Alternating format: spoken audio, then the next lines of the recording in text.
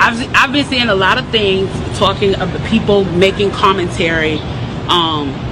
Interestingly enough, the ones I've noticed that have been making the commentary are wealthy black people making the commentary about we should not be rioting, we should not be looting, we should not be tearing up our own communities.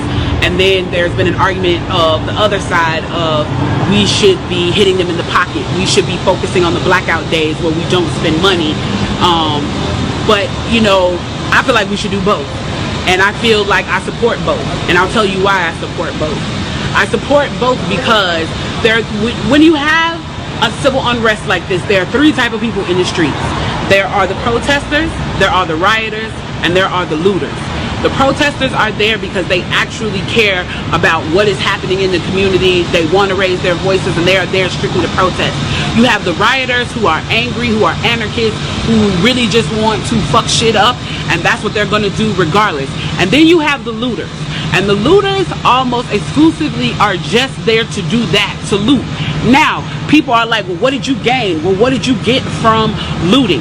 I think that as long as we're focusing on the what, we're not focusing on the why, and that's my issue with that. As long as we're focusing on what they're doing, we're not focusing on why they're doing. And some people are like, well, those aren't people who are legitimately angry about what's happening. Those are people who just want to get stuff. Okay, well then, let's go with that. Let's say that's what it is. Let's ask ourselves why in this country in 2020, the financial gap between poor blacks and the rest of the world is at such a distance that people feel like their only hope and only opportunity to get some of the things that we flaunt and flash in front of them all the time is to walk through a broken glass window and get it. That they are so hopeless that getting that necklace, getting that TV, getting that change, getting that bed, getting that phone, whatever it is that they're going to get, is that in that moment when the riots happen and if they present an opportunity of looting, that's their only opportunity to get it. We need to be questioning that why. Why are people that poor? Why are people that broke? Why are people that food insecure, that clothing insecure, that they feel like their only shot, that they are shooting their shot by walking through a broken glass window to get what they need? And then people want to talk about, well, there's plenty of people who pulled themselves up by their bootstraps and got it on their own. Why can't they do that? Let me explain to you something about economics in America. And I'm so glad that as a child I got an opportunity to spend time at Push where they taught me this, is that we must never forget that economics was the reason that black people were brought to this country. We came to do the agricultural work in the South and the textile work in the North. Do you understand that? That's what we came to do.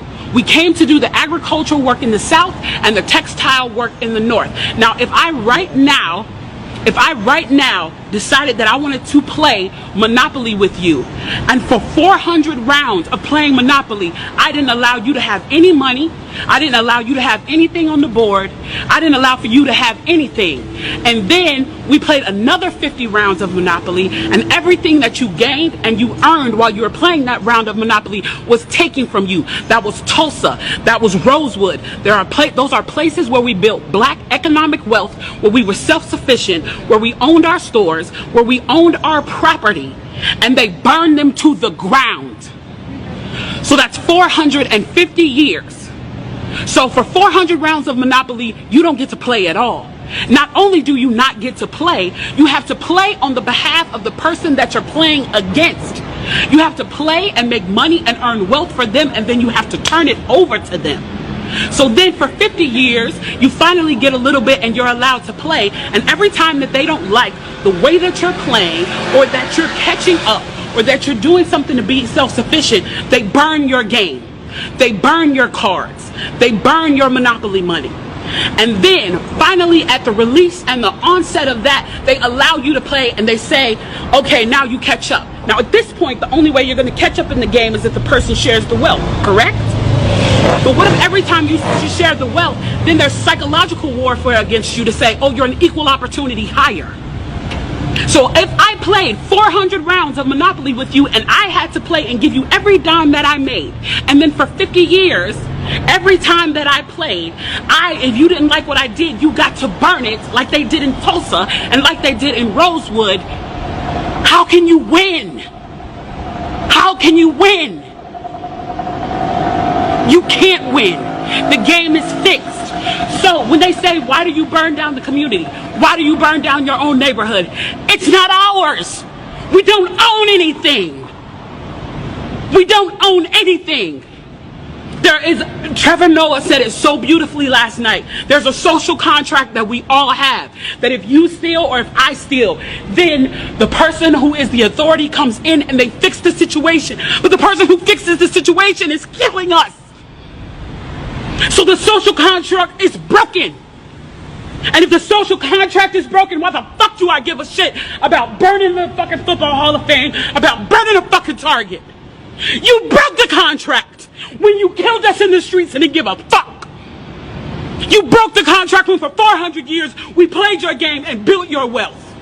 You broke the contract when we built our wealth again on our own by our bootstraps in Tulsa and you dropped bombs on us. When we built it in Rosewood and you came in and you slaughtered us. You broke the contract, so fuck your Target. Fuck your Hall of Fame. As far as I'm concerned, they could burn this bitch to the ground. And it still wouldn't be enough. And they are lucky that what black people are looking for is equality and not revenge.